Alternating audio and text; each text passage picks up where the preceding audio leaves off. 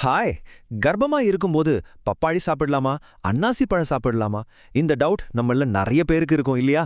வாங்க இன்னைக்கு இந்த கட்டுக்கதைகளுக்கு பின்னாடி இருக்கிற அறிவியலை வச்சு எல்லா சந்தேகத்தையும் கிளியர் பண்ணிடலாம். நீங்க ஆசையா சாப்பிட எடுத்து வச்சிருக்கிற பழம் அது உங்க கர்ப்பத்துக்கு உண்மையிலேயே ஆபத்தானதா? இந்த ஒரு கேள்விக்கு ரொம்ப தெளிவான சயின்டிஃபிக்கான பதிலை தான் நாம இன்னைக்கு பார்க்க போறோம். வாங்க உள்ள போலாம். பாட்டி காலத்துல இருந்து நம்ம கேட்டு வளர்ந்த ஒரு விஷயம் இது. பப்பாளி சாப்பிட்டா, அன்னாசி சாப்பிட்டா மிஸ்கேரேஜ் ஆயிடும்னு சொல்றாங்களே, அது உண்மையா இல்ல கட்டுக்கதையா? இந்த பயத்தால வர்ற மன அழுத்தத்துக்கு ஒரு ஃபுல் ஸ்டாப் வைக்கலாம் வாங்க. இதுக்கு பின்னாடி உண்மையிலே சயின்ஸ் என்ன சொல்லுதுன்னு பாத்திரலாம். இங்க தான் சயின்ஸ் உள்ள வருது.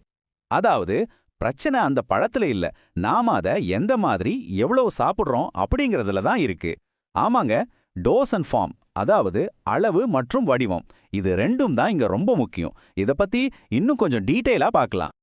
சரி, முதல்ல பப்பாளி விஷயத்துக்கு வருவோம்.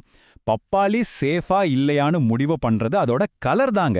ஆமா, பழுத்த பப்பாளிக்கும் பழுக்காத காயா இருக்கிற பப்பாளிக்கும் நடுவுல ஒரு பெரிய வித்தியாசம் இருக்கு. இதோ இவன் தான் அந்த வில்லன். இவன் பேரு பப்பேன். இது ஒரு என்சைம். பழுக்காத, அதாவது பச்சை நிற பப்பாளிக்காயில இது ரொம்ப அதிகமா ஒளிஞ்சிட்டு இருக்கு. இந்த பப்பேன் தான் பப்பாளி மேல நமக்கு இருக்கிற பயத்துக்கு முக்கியமான காரணம். இப்ப இந்த டேபிள பாருங்களேன், வித்தியாசம் உங்களுக்கே பளிச்சுன்னு புரியும். பச்சை நிற பப்பாளி காயில இருக்கிற லேட்டெக்ஸும் பப்பேனும் கருப்பை சுருக்கங்களை தூண்ட வாய்ப்பு இருக்கு. ஆனா நல்லா பழுத்த மஞ்சள் நிற பப்பாளி பழத்துல இந்த ரெண்டுமே இல்லவே இல்லைன்னு சொல்லிடலாம். அதுக்கு பதிலா வைட்டமின் ஏ, சி, அப்புறம் நார்சத்துன்னு உடம்புக்கு தேவையான நல்ல விஷயங்கள் தான் அதுல கொட்டி கிடக்கு. சிம்பிளா சொல்லணும்னா, உங்க தட்டுல சூரியன் மாதிரி மஞ்சள் கலர்ல பளபளக்கிற பழுத்த பப்பாளிக்கு ஒரு பெரிய எஸ் சொல்லுங்க, பச்சை நிறத்துல இருக்கிற காய்க்கு ஒரு பெரிய நோ சொல்லுங்க. இதுதான் பப்பாளி சீக்ரெட். சரி, அடுத்து நம்ம அன்னாசி பழம். இங்கேயும் ஒரு என்சைம் தான் வில்லனா காட்டப்படுது. அவன் பேரு ப்ரோமெலின். பப்பாளி கதை மாதிரியே இங்கேயும் ஒரு இன்ட்ரெஸ்டிங்கான சயின்டிஃபிக் ட்விஸ்ட் இருக்கு. இந்த கதைக்கு பின்னாடியே ஒரு சின்ன அறிவியல் உண்மை இருக்கு. ஆமா, லேப் டெஸ்ட்லலாம் ரொம்ப அதிகமான அளவுல புரோமைலினை எடுத்துக்கிட்டா அது கருப்பை வாயில சில மாற்றங்களை ஏற்படுத்தலாம். ஆனா நல்லா கவனிங்க, இது லேப்ல ரொம்ப அதிகமான டோஸ்ல நடக்கிற ஒரு விஷயம். நிஜ வாழ்க்கையில என்ன நடக்கும்? நிஜ வாழ்க்கையில அப்படி நடக்க வாய்ப்பே இல்ல.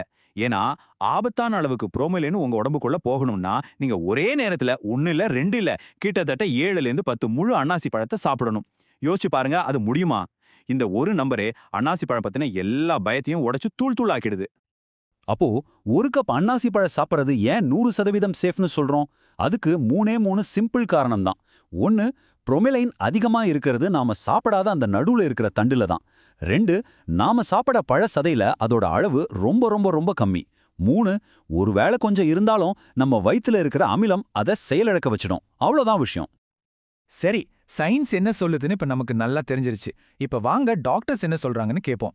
இதுதான் நமக்கு தேவையான உண்மையான பிராக்டிக்கலான அட்வைஸ். இதோ பாருங்க, டாக்டர் சொல்ற 3 சிம்பிள் ரூல்ஸ். ரூல் நம்பர் 1, அளவோட சாப்பிடுங்க. ஒரு கப் பழம் சாப்பிட்றதுனால எந்த பிரச்சனையும் வராது. எதுவுமே அளவுக்கு மிஞ்சக்கூடாது இல்லையா? Rule number 2, சப்ளிமெண்ட்ஸை தவிர்த்துருங்க.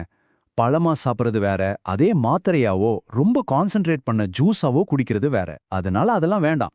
ரூல் நம்பர் 3, இதுதான் ரொம்ப முக்கியம். தேவையில்லாம நீங்க சாப்பிட்ற சாப்பாட்டை சந்தேகப்படாதீங்க.